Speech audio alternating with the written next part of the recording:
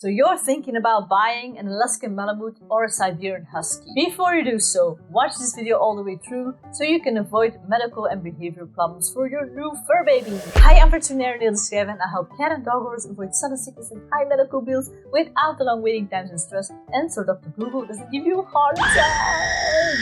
So I've noticed these two breeds becoming very popular. I think it might be because of the diet rules in Game of Thrones. Let me know if that is why or not at all. But people tend to make mistakes with these dogs because their character and their needs are quite specific, and people do not get the right information beforehand. And because of this, a lot of behavioral problems occur, which unfortunately makes them end up at the shelters, which breaks my heart. That's why I'm making this video. So please watch it all the way through. The way I like to go through this series is talk about all of these traits for the dog itself. An Alaskan Malamute is affectionate, sweet, strong, sporty, intelligent, dignified, kind, and loyal. He can be very headstrong and will never just serve you. He doesn't like to be alone, so be sure you don't get this dog when you're not home a lot. In general, he gets along well with children, other animals, and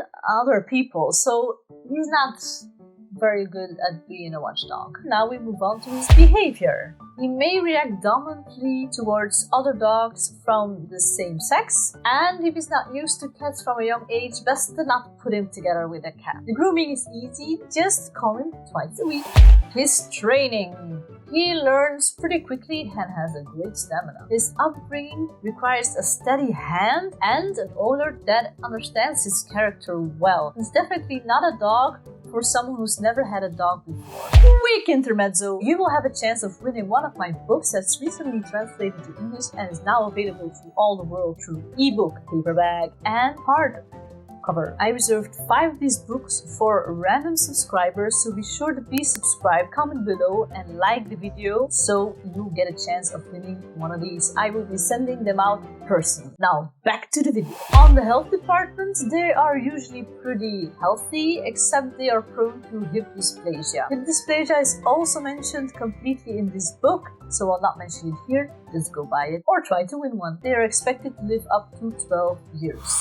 Siberian Husky is independent, willful, cheerful, sweet, intelligent, and very fond of his family. They don't like to be alone, just like with the Alaskan Malamute, and in this case it's best to get several Huskies. On his behavior, he has a lot of energy and likes to roam, and just like with the Alaskan Malamute, he is not suitable to be a watchdog. Again, other dogs and children are not a problem, but be careful with cats and rodents. Most Huskies, those don't fit in very well as a family dog unless you're a very sporty family. On the grooming side, again, go twice a week is enough, so not much hassle there. To train him, you have to be very decisive, consistent, and patient. You need a great knowledge of the older dog character. He won't obey until he sees the point of what you're asking him to do. Teach him not to pull on the leash in time, because otherwise it'll be very difficult to train him off of. It's not a breed for inexperienced owners. On the exercise department, give him a lot of exercise, preferably in the sled sport if you're not able to do that, as well as with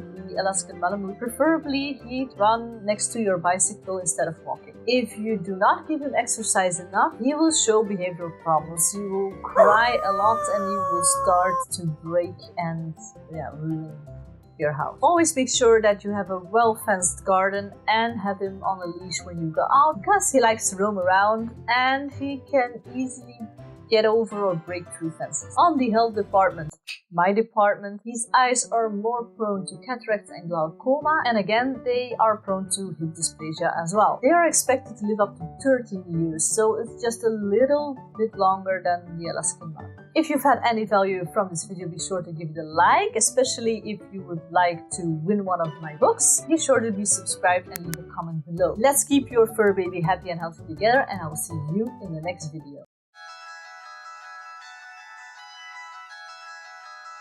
So you're thinking about buying a Siberian Husky or an Alaskan Malamute? You will get a chance of winning. An Alaskan Malamute is affectionate,